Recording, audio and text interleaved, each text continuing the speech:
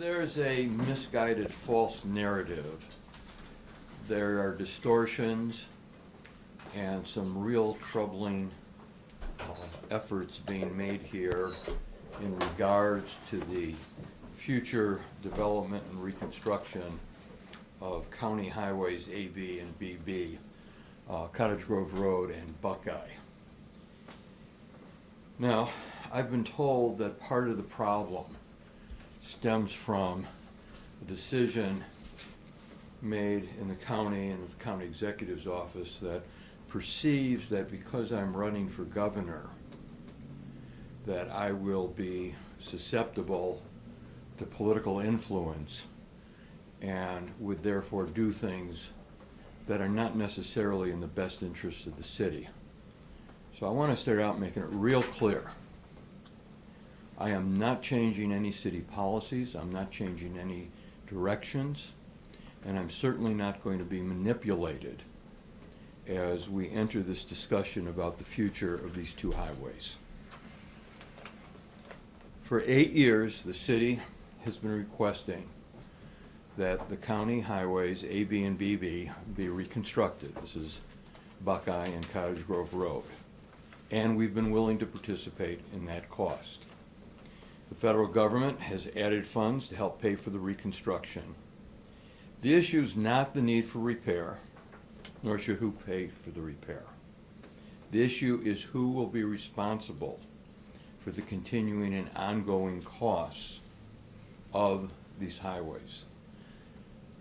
Dane County is taking the position that if there is reconstruction and if we fix these highways, they are going to require a jurisdictional transfer, meaning that the city of Madison will be required to do everything from snow plowing to road repairs in the coming decades. This is a stunt that the county has tried to pull with Fitchburg, with Windsor, with DeForest, and with the city of Madison in the past.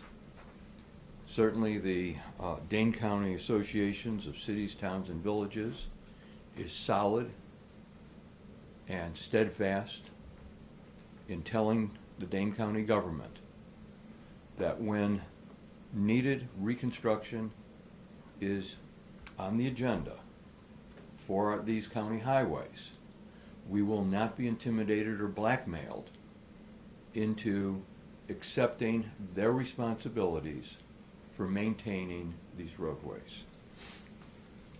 At the risk of stating the obvious, highways AB and BB are county highways and serve inter-community traffic. Madison residents, as county residents, contribute to the funding that maintains these highways. And I want to make another observation here, which is decades long in discussion. It goes back over a century. The city of Madison is part of Dane County. The notion that the city should make a deal or negotiate for something we are entitled to as part of Dane County is nonsense. One of the narratives and distortions is that this is something that's negotiable and we're refusing to negotiate. I want to use a very simple analogy in explaining what's going on here. Let's assume we have two siblings, and the brother comes along and says, I want you to do my chores. And the other sibling says no. So now the brother who's trying to avoid responsibility says, well, then let's negotiate. There's nothing to negotiate here. We each have our own responsibilities.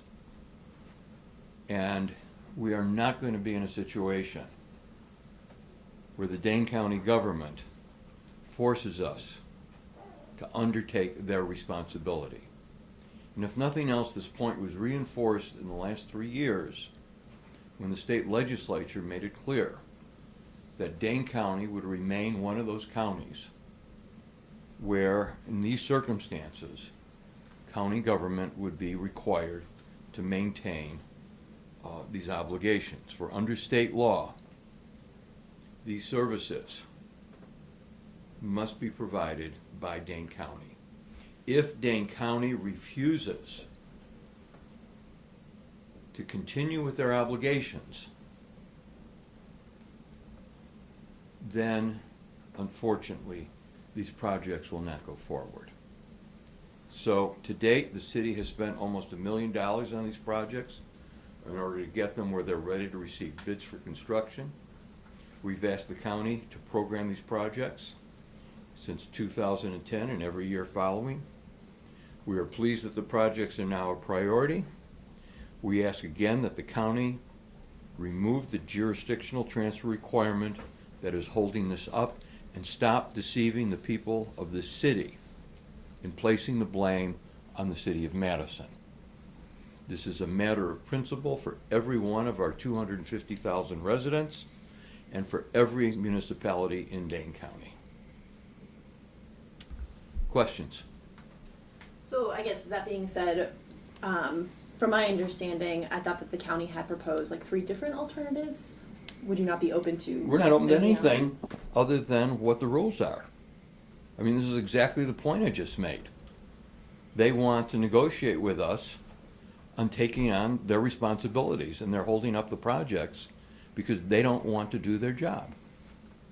Do you have an estimate of if jurisdiction were to transfer over to the city, how much the city then would incur in future maintenance Rob? and upkeep costs? We're working on that. We don't have it summed up today.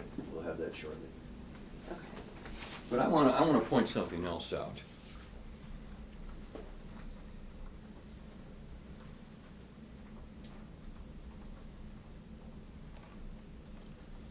If we look at the period of time since 2010,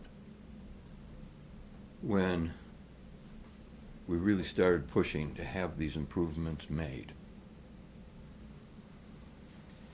the county's revenues have gone up about 4.4% on average per year.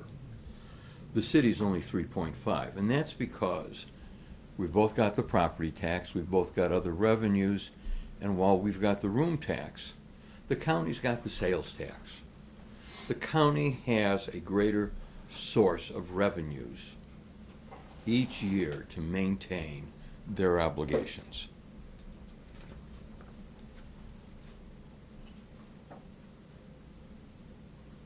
I have questions about total project costs and I guess what the cost would be for each municipality and splitting that cost. Sure. So, Go ahead, what's fine. so for Buckeye Road, the total construction is estimated at $4 million. Design, $375,000, and real estate, $350,000. We had requested out of those costs, $1,252,000 out of for Dane County's share. That's Buckeye. That's Buckeye. Cottage Grove is a design cost of $530,000, real estate of $1 million, construction at $6 million, and we requested $1,165,000 from the county for their share. And then how much in federal funds does the project have? So Buckeye Road has $920,000 in federal funds, and Cottage Grove has $3,450,000. And then, is there a time when those would need to be used before those funds would expire? The Buckeye Road funds need to be used in 2019, and the Cottage Grove Road federal funds need to be used in 2020. So, if the city and county can't come to an agreement, I guess what happens? Obviously, we either lose the funds or we use them elsewhere. And you're proposing to use them for other projects? If the county continues with the blackmail and holds us hostage, obviously, better than losing the funds would be to use them elsewhere.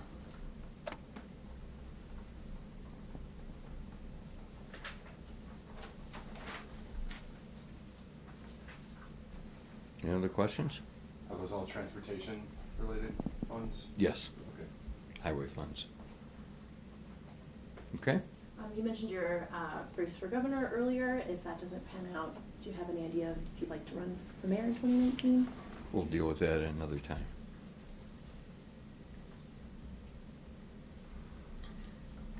Okay? Thank you very much. I guess just one more question for you of just what is the state of the roads right now? I mean, are they in dire need of replacement? They're in poor condition. Buckeye Road's worse than Cottage Grove Road, but very much in need of reconstruction. And And it's- lacking sidewalks and Yeah. other amenities. It's not just a question of reconstruction. It's a question of safety in that we have to do more than reconstruct. In many areas, you've got a road without curb, without gutter, and either no or very inadequate sidewalks. There's no question about the need for this. The question is the stunt that the county is pulling and basically jeopardizing the project with this business of renegotiating a jurisdictional transfer, which we will not do. And which they I think they ought to stop telling people that the city's jeopardizing this when they are the ones who are basically saying, you can't go forward with the project unless you accept our conditions.